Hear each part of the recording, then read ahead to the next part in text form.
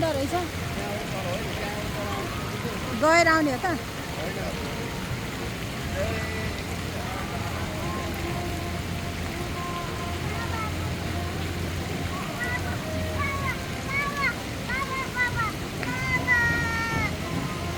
पानीलाई हेर्छ कति माछा छ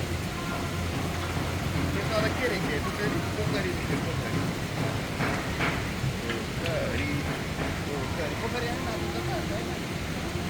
त्यो त माछै छैन माछै छैन मान्छेले डराएर भाग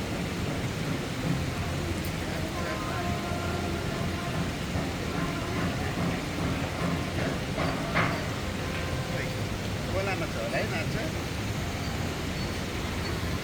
तल कति राम्रो बगैँचा रहेछ हामी जहाँ गएनौँ यो त माथि हल रहेछ पिकनिक खाने ठाउँ रहेछ कस्तो घरमा हेर्छ गाडी झरिरहेको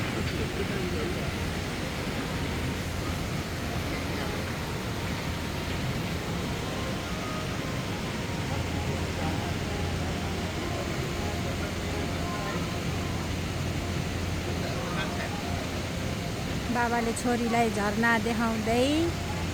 झोलुङ्गे पुलमा हिँड्दै हुनुहुन्छ माछा पनि रहेछ बादल त माथि आइरहेको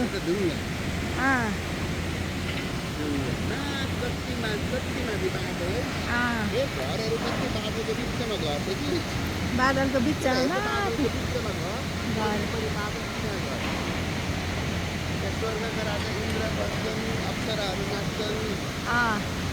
अनि अरू